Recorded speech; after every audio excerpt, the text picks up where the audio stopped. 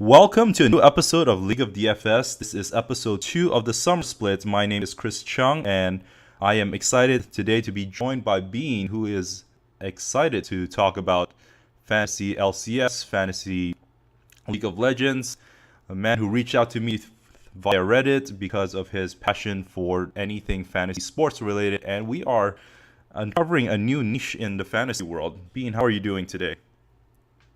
I'm doing pretty good, man. How you doing?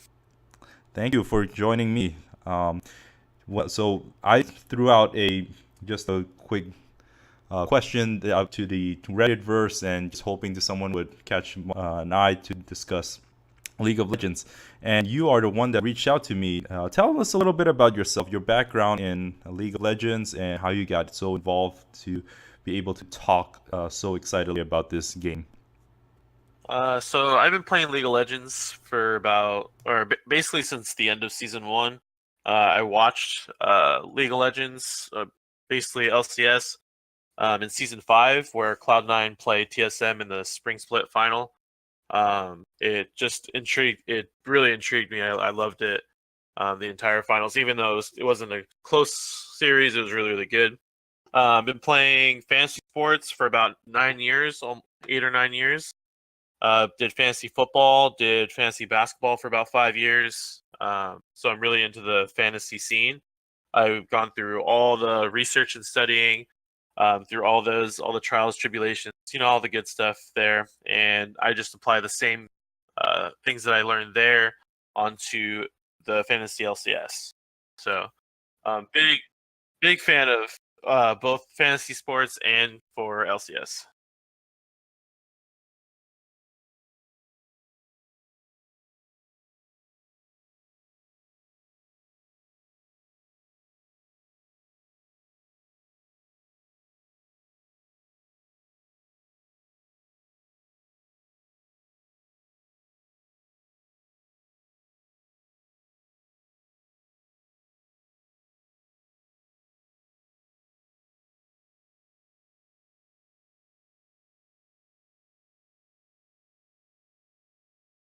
How do I get into the analytical parts of it rather than being a player? Is that what you said? You kind of Yes. cut out a little bit. Oh yeah, sorry.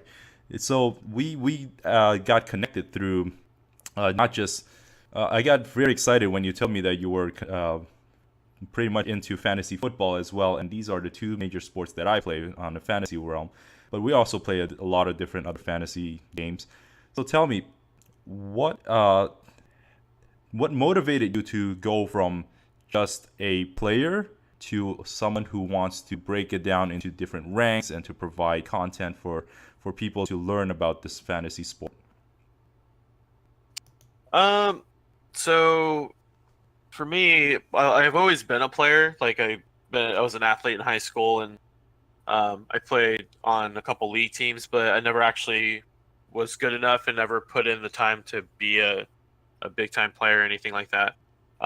For stats wise, I got into it with fantasy football. I don't like losing. I like to think that I'm pretty smart. So just because of that, I don't like losing in something. I like being able to predict things, and so it pushed me to break down numbers and stats and everything, and go further than even what some fantasy experts would do. I just enjoyed that a lot more, and I found more success there. Awesome. And that is kind of the similar mindset that I have. I don't like to lose. I don't have the body type. I don't have the an inch of athleticism in me. But when it comes to like being able to dominate in a certain sport, fantasy sports, man, works out for the both of us. So let's dive into the topic. We are talking LCS. We are talking European. We are talking North American.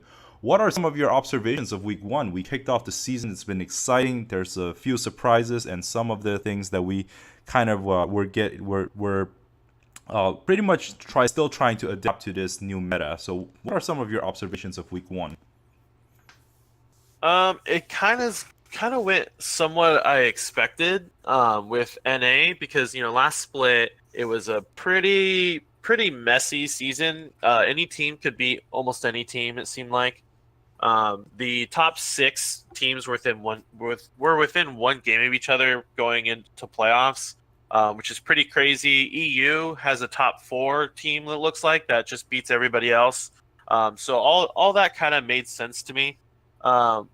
What surprised me, I think, the most was Splice not doing so well.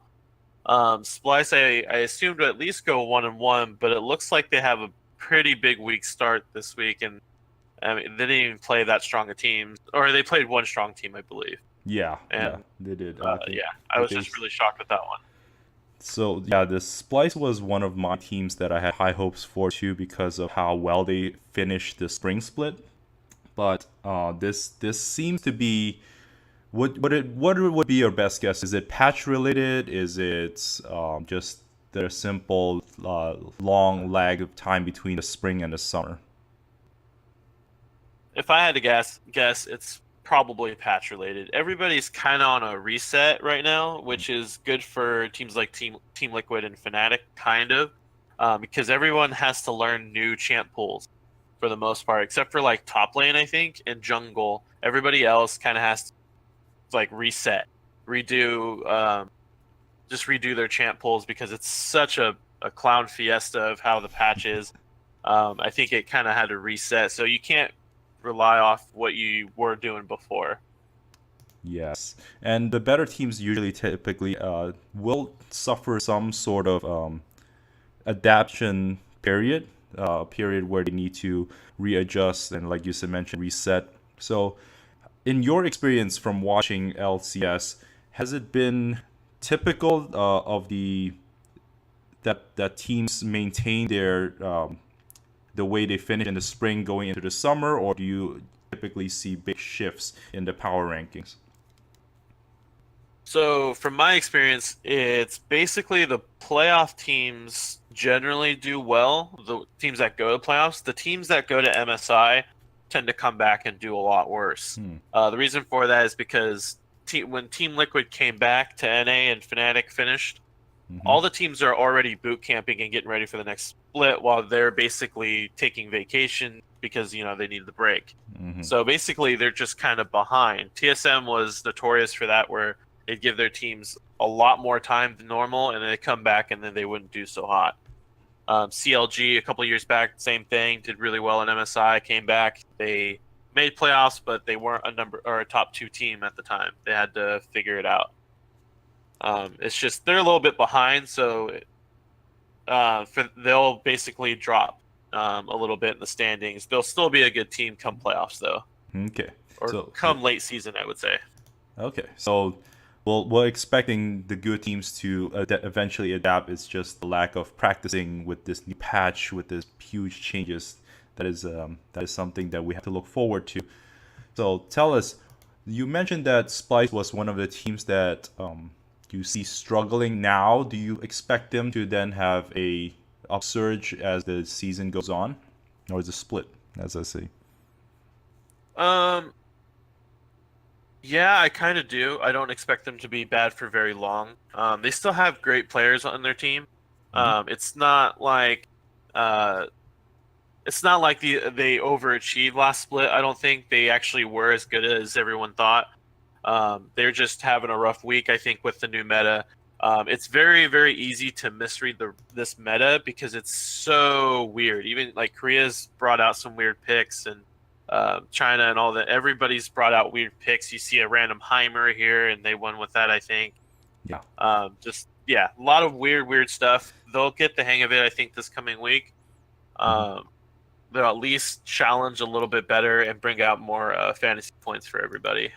Awesome. So those are the things we have to keep in mind. Don't let the week 1 kind of results dictate how you want to prepare for week 2 or subsequent the whole split. So that's good information to know. Speaking of the meta, when we think about teams that are highly reliant on the current patch, on just ADCs being so nerfed and such a big focus on the early game aggression and being able to take objectives early, or being able to just get up and snowball. I think this is the name for the patch. It's like the snowball patch. Which teams do you think has been highly reliant to be successful with this patch? Teams that I'm looking at for that would be ones that already have good communication, the ones that started early. Um, it should be it should basically be teams that were already good last play. It should still be the playoff teams. Okay. It's a new meta and everything. It kind of shifts, but the communication will prevail. So that's why CLG is doing really well. Their communication was up the last split, and they were able to figure out this split. And that's why they're able to perform. TSM was doing really well the last half as well of the spring split, so they're going to do very well. I also think there might be something to do with the top laners as well, because their champ pool didn't really change. It's basically the same. So they, it's like the top laners are going to be the most consistent player on the 5-man roster. So whoever has a good top laner is probably going to perform a little bit better. Excellent. That is some good information to know, especially in terms of fantasy. In my experience, the top laner has either been a tank in the last, I'm not sure, the last split or the last year, the tanks, and they don't really rack up as many stats as we would want them to. But now you're saying this patch really encourages those strong top laners to be part of the game, part of the stats crew, if you will. Right. Okay. If you've noticed, and I've noticed this when watching the games, there's been a lot of mechanical errors. A lot more mechanical errors this patch by mid laners and ADCs because they're not used to the champion that they're playing. Whereas top laners are the ones that aren't making as many mistakes. They're the consistent rock. So players like Hanser, Huni, Wonder, even Licorice, those are good players to have a team around right now because they're going to be able to carry the game for you when the other players may not know exactly how. Awesome. So this is very important information, guys. You guys got to pay attention to these things. Are so subtle that you might not catch it if you don't know what you're looking for. So having said that, this is a great time to transition to let's talk about your rankings. You have fantasy rankings for us, and just I'm showing right now your positional ranking. Walk us through the process of how you come about designing this, how you rank these players. So basically, I have 3 criteria. I have a mechanical ceiling. So someone who's a very good mechanical player, whose ceiling is very, very high. That's one that would be like Jensen, very, very skilled mechanical player. And then my second category is consistency each split. That's super important because when meta changes, you need to know who is going to be meta proof, who's going to still be good. Is a tank meta only going to favor impact, or will the carry meta only favor Huni kind of thing? How meta proof are they? And then the third category, and I think it's very important, is how good is their team. So what you noticed, and then week 1 kind of proved it, Misfits went 2-0, and they were destroying teams. And because of that, their 5 players are, I believe, in the top 20. And you saw it last split with Echo Fox. When Echo Fox was just tearing through teams, their top 5 players are in the very, very, very top. Awesome. So that third category is how good is your team? Because if you're a bad team, but you're a great player, you're not going to be able to rack up those points. The better team in a team fight is going to win and give you those kills and assists that will give you points. Absolutely. And guys, when you watch my basics video, a breakdown of DFS, this is the same idea that I kind of point out. I didn't have as much of a background as Bean does, but this is the thing that I noticed. Your players typically do well when they're part of a strong team. The game has changed into less focusing on solo carries and more into team plays. And right now we need to figure out who are the better teams that have a game plan, who knows how to hit their winning conditions. And then you can explore from there. You can pick your players. So I have a side question just quickly. When you mentioned the consistency of each player from split to split, how much of that do you factor the coaching in, or how much do you even think about like how the coaches impact how they prepare their players? How much the coaches do? Yes. So coaches play somewhat of a minor role right now in LCS. They're not as important as like a Bill Belichick and New England Patriots or something like that. So I would say coordinators in like NFL and coaches in NBA have a bigger impact on how a player is going to perform. Basically, coaches for the most part do pick and ban, and they do backside research, so they're not going to be able to improve the player individually. That's basically going to be on the player themselves to be very, very good. Got it. Yeah, and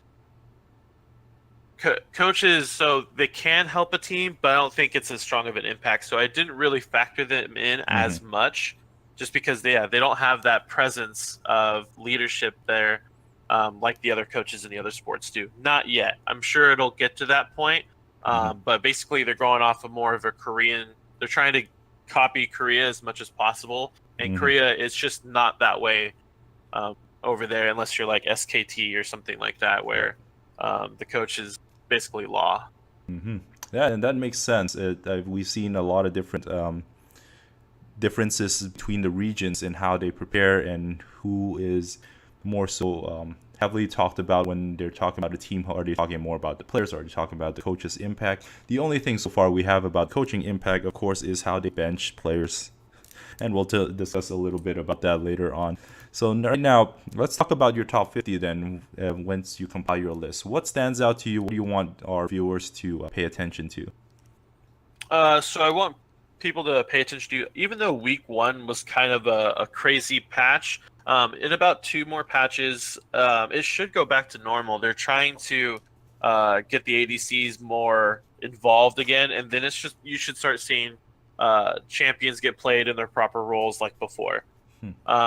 In the top 50, what you're going to find is more mid and ADC dominating the top 20 and the top 25, because those are your point givers. Those are the cornerstones of your team. You need to make sure that mid and ADC, you have at least you have one of each in your top 3 picks. It's very, very important. They're the ones that are going to be the consistent rock for your team to consistently do well. Generally, in the last 3 splits, ADC and mid, they usually jockey which one's better. It'll depend, I think, more on the meta. But basically, ADC mid is always at the very top of the fantasy categories. Awesome. Yes, and speaking of which, the current meta that I notice is the mid are more consistent than the ADC, but we already talked a little bit about how the patch has really nerfed the impacts of ADCs and actually brought up the effectiveness or this fantasy efficiency of jungles or maybe top. So you're expecting this to change in 2 patches. What have you been already hearing that will let us know that we're moving back towards a more normality in terms of what to expect from each position? So the next patch, I believe they're increasing damages to like Twitch and a few other ADCs. They're going to buff them. I'm thinking that the patch after that, they're probably going to have to do more, because I don't think that's going to be enough based on what I've been reading and listening to. So it's going to kind of stay crazy, but it's only going to be about maybe 2 or 3 weeks, I would say. LCS is behind on patch notes, so just because the patch will release this coming week, I believe, or maybe it might be, I believe it's this coming week. Even though the patch will release, they won't necessarily be playing that right afterwards. They usually try to give them a little bit longer time in adjusting. Yes, and these things are important for us to learn about, because it does have major impact on the game as we play it.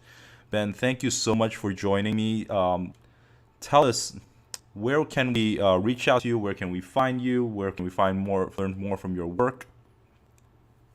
So I write some articles for master.gg. I don't think they've posted them yet, but they'll be on there.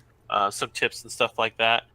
The other way you can is you can just always email me questions, or I have a separate account just for fantasy. If you have any questions or anything you want to do about, like, let's say for C9 issues are coming up, what you should do about it. If you're the one that has all 3 players, what should you do? I can give you tips and stuff like that.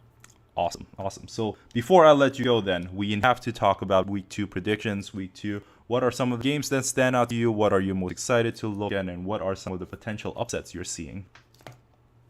So for me, let's see. When I was looking at basically the in Europe, G2. If you have anyone from G2, you're good to go. If not, if there's anyone on G2 of the starting 5, I would grab somebody from them. Put them on your bench, or not put them on your bench. Start them for a week, and if you really don't want to keep them, which you should, most G2 players are pretty good, pretty high in the ranking. Yeah. You can just drop them though if you're not a big fan of them. The other team would be Echo Fox. They have a super easy week. They play Golden Guardians and Optic, so Echo Fox should probably stomp everyone. Don't put Dardoch on your bench. Don't put the team on your bench. Any player you have on there, make sure you start them. They're going to go off against Golden Guardians and Optic. I don't have too many upsets. It's still week 1, and the meta's so weird. You're not really sure how it's all going to pan out. So I just go off of the consistency of teams, and G2. That's why they're at the top. They're going to be consistent, and same with Echo Fox. Awesome. Thank you so much, man, for joining me. I have similar thoughts about those teams, and I want as much exposure as I can in the fantasy world.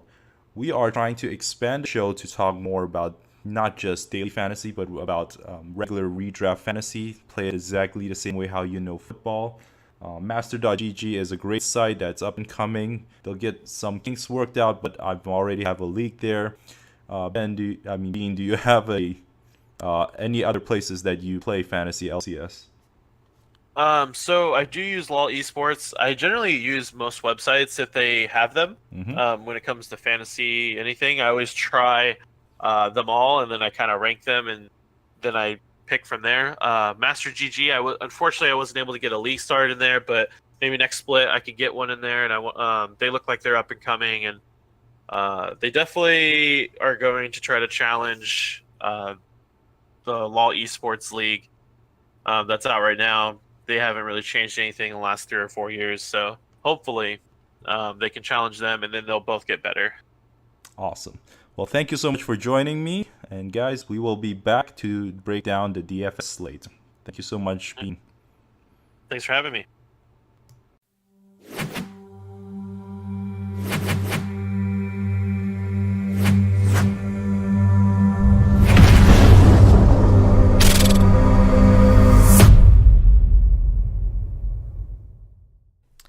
And we're back, and now we're talking about the DFS section.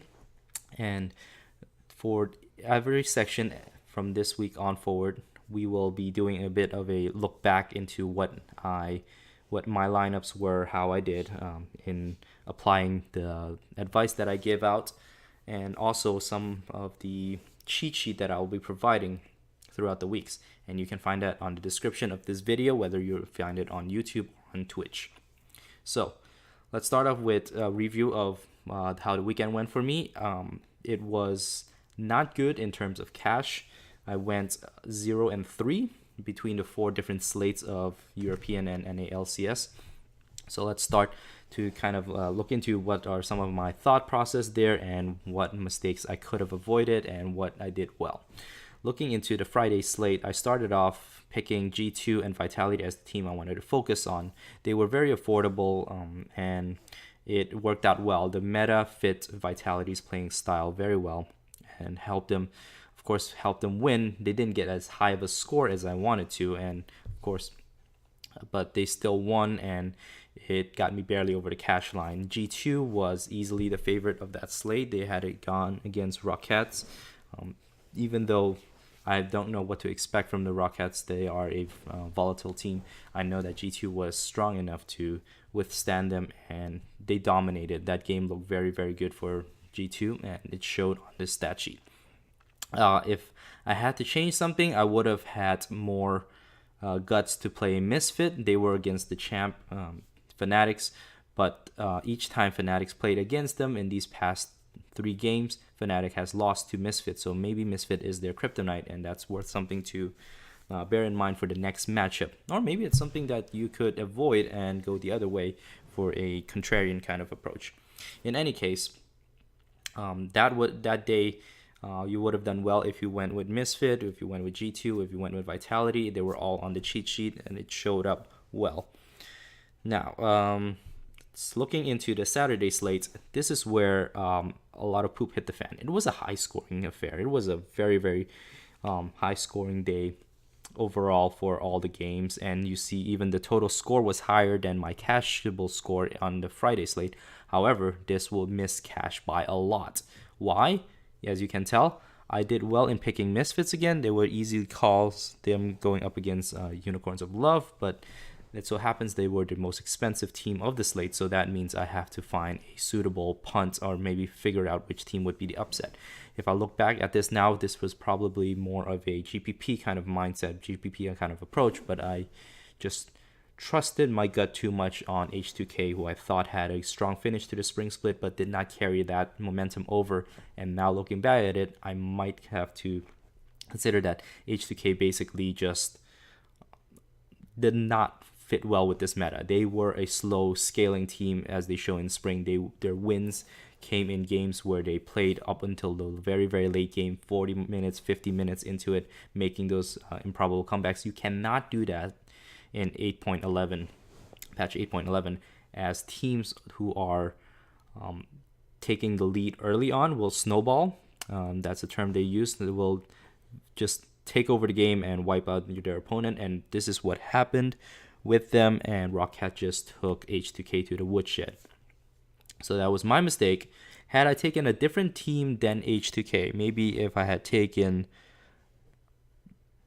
Splice, who lost, or Giants, who lost, Schalke, who lost, I would have still had a chance to cash just because Misfit gave me enough points to have that opportunity. But H2K was the worst of them all, and that really killed me. So looking into the North American LCS, the games were pretty straightforward.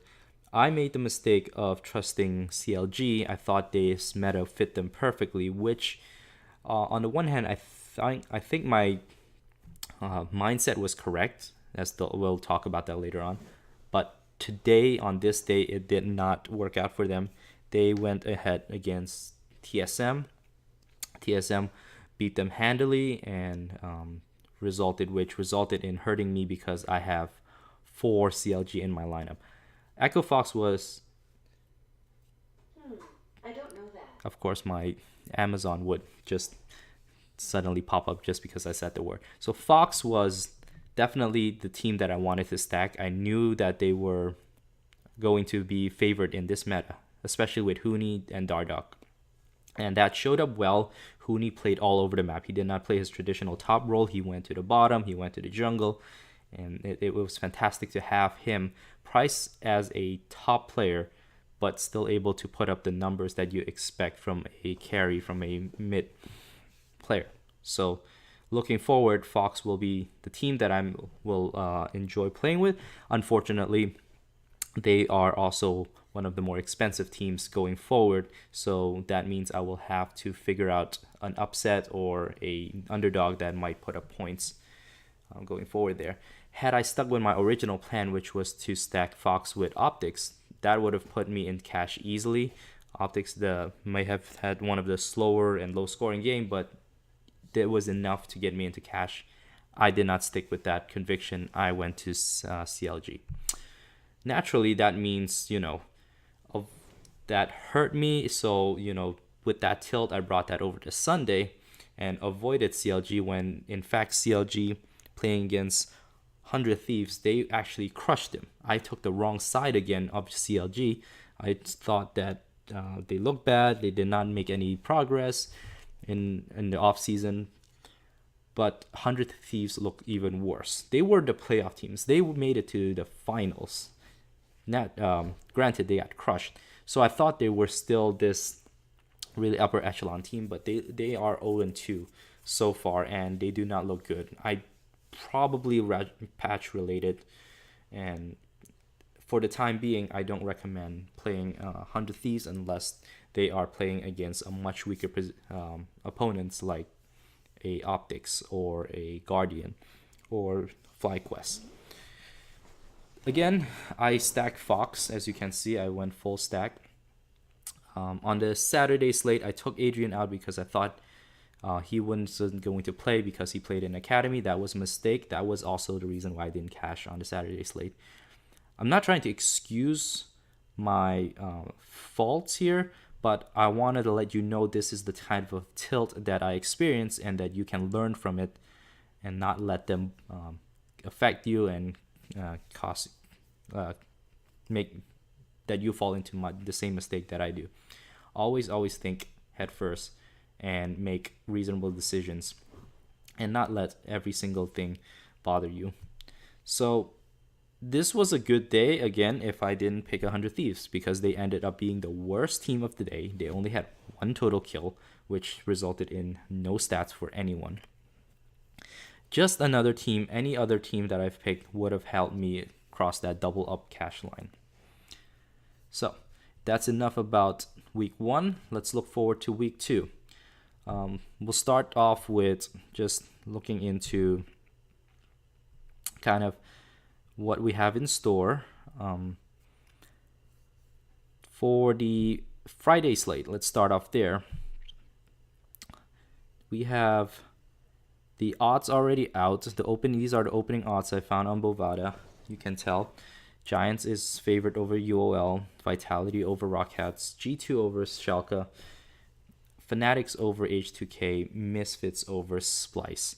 I've changed the cheat sheet a little bit to now put them into different type of tiers and how I would fit these players. No longer do I have the elite, good, value, but I still have the punt stack. So I'll explain how each of these work now. The cash GPP tier, these players you can play in whichever format or whichever contest you plan to play in. I think they fit well for this. And the cash tier is one that I believe that's either lacking in upside for the players or that they are so chalky that you might not find the advantage that you need. Now that is not to say that they can't be played in tournaments or GPP type of contest. This is my projected ownership, which means that likely that you don't have that big of an advantage, which will not help you take down a contest. In a contest, you want a little bit more uniqueness. You want a little bit more separation from the field. Fanatics they'll still carry that name value. Unfortunately, I think because of where they are priced, none of their players are worth it. And I also don't think what they showed me in week 1 was good enough for them to put up high scores. Maybe they're experimenting and maybe they come back to a more reasonable team composition and preparations for week 2 after falling to 1-1 last week. I'm not about to take the chance on them. They are very safe for cash, I will have to say, just because of their matchup. They are facing against H2K, so you'll have distinct advantage over there. H2K does give up a lot of kills, deaths, and what have you.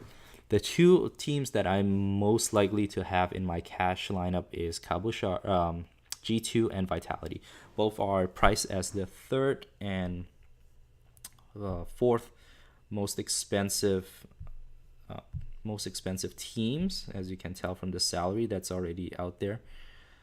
They are the 4th and 5th most expensive team. They'll fit well with each other without having the need for you to find a punt elsewhere or needing to do anything else. They're both in a high scoring affair type of game, I think, or at least I know Vitality and Rocket will be a high pace type of matchup. Schalke might slow things down, might do different things, but I believe in the dominance of G2 enough, and where they're priced at, I'm very comfortable in just stacking these 2 teams fully. If you want to explore different options for more of a GPP kind of approach, like I mentioned, Fanatics is a good one if you think that people might be off of them because of what they showed last week. I tend to believe that people are actually going to be on them because of the matchup they have. Misfit is going to be popular. They are Invariably, they are going to be in my cash tier as well, or all across. I think people already know who they are and how well they do. Splice has not looked good and has not been able to stop the deaths from coming.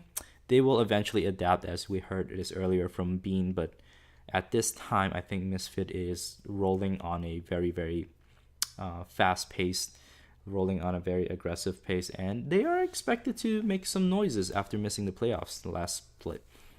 So Misfit is a viable cash option as well. You can stack Misfit with Vitality, and you have to punt somewhere, but it's workable. So that's the kind of idea I would give to you.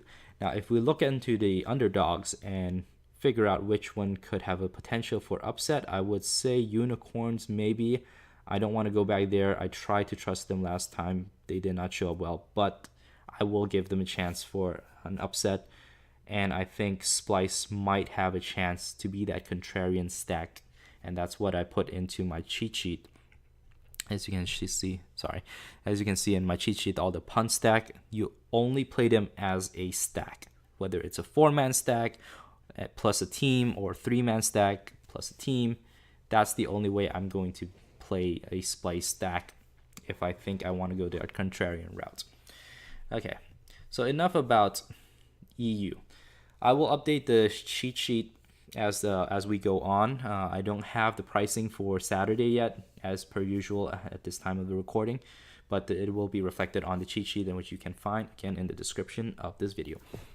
So let's look into North America. North America, we have Echo Fox being priced as the most expensive one, followed by Team Solo Mid, 100 Thieves, and Team Liquid, C9. Those are the favorites. The rest are underdogs, and there are very, very interesting matchups here that we can perhaps exploit because of the pricing, and I will go over them with you. But in terms of a cash play, in terms of thinking along the lines of just cash, Echo Fox will be where you want to start off with, despite how expensive they are, despite their pricing. Again, my Amazon. Fox will be the team that you want to start off with. They have the easiest matchup all weekend. You'll be playing them. Everyone will be playing them. The chalk will be, and this is the time to eat the chalk, I think. Just because there is no other reason to fade them other than ownership. So, going with that idea, we have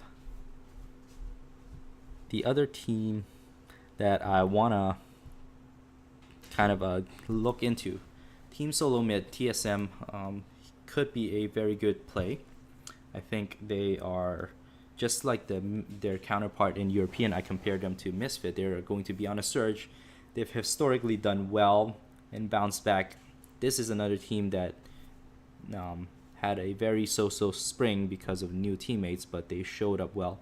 Clutch Gaming just did not look at all good and last week, and I think it's pretty much chalk it up to the meta. It's not fit for them. CG plays just like Splice, or just like H2K, they are a scale and slow team. Hopefully they made some adjustment, but at this point, I'm gonna think that TSM will have the tactical advantage over them. They are another team that I would consider for cash. I will update the cheat sheet as I go along. I have not yet put in names on each of the tiers, but I will give you a glimpse of what my build currently looks like. 100 Thieves is making me very, very nervous here. They are quite the anomaly, but they have the easy matchup of this week against a lowly FlyQuest. Is there potential for FlyQuest to upset 100 Thieves? Yeah, I'm open to that idea. So that's more of a GPP idea. But at this time, I'm just going to avoid that game altogether, or maybe put them avoid them altogether for cash. Don't look at this game for cash at all. Team Liquid and CLG presents with an interesting one. I think Bean said that he expects CLG to win. On the one hand, I can see it. TL lost to Golden Guardians last week, and that is it's still mind-blowingly unexplainable to me how they lost after dominating 100 Thieves. And I think that has a lot to do with Doublelift's ability to, or inability rather, not to play different champions out there. So this is worth monitoring. GPP is worth playing the CLG side. Even the Team Liquid side for GPP, because I am seriously thinking that they are going to be very little ownership on this team. Cloud9 and Golden Guardians present with a very interesting dilemma. I'm predicting, or what I'm hearing so far is C9 is staying with their makeshift academy-like type of roster. They have a favorable matchup, but Golden Guardian also beat TL. So who knows what's going on here? You might be able to pick one of them and stack with Fox, and that'll be your cash game to go. But you have to ensure that you made the right decision in picking either C9 or Golden Guardians. The way I'm looking at it right now for cash, I am building from a Echo Fox CLG stack, and from Huni Dardoch will absolutely have to be part of my stack. Huhi Stixay will be in there, and depending on where I'm going with my flex spot, I have 6,050 left over. There's a lot of flexibility here. I may pivot out of Adrian to Biofrost and then play the Phoenix or Altec, or I'm staying with this one and then add in Rainover and who is the top 4 CLG? Rainover and not Sven. Sorry, Rainover and Darshan. Most likely not Darshan. Another Fox and another CLG will fit in here. So this is where my cash game is going to be looking forward to. It might be popular, it might be chalk, but I don't care. Since it's chalk, I want as many Fox share as I can for this lineup. So that's it for today's episode of League of DFS. I hope this information helps. Hope you generate some ideas for you to play this weekend. It's another fun weekend, another fun storyline. I'm expecting a couple of upsets. I'm expecting great storylines, and I'm expecting more questions than answers. But for now, I am very much enjoying this process of breaking down the slates with you guys. Any questions, send them to me at prime time on Twitter. You can reach out to me. Leave comments in the description to tell me how I can be better and in the shows, and also ask me questions there, and I will do my best to answer them. Also, if you want to be part of the GroupMe chat room, where we have a couple of people who are talking constantly about League of Legends DFS, we talk about the Korean regions, we talk about the LCS regions, just hit me up on Twitter and let me know if you want to be part of it, or just hit me up in the description section and I will get you in. It's a free GroupMe, and it's a fun place to be. So have a good night. Any questions, any changes, I will let you know. The cheat sheet will constantly be updated, and you can find the link again on the description of this video or on my Twitter timeline. Good night, folks.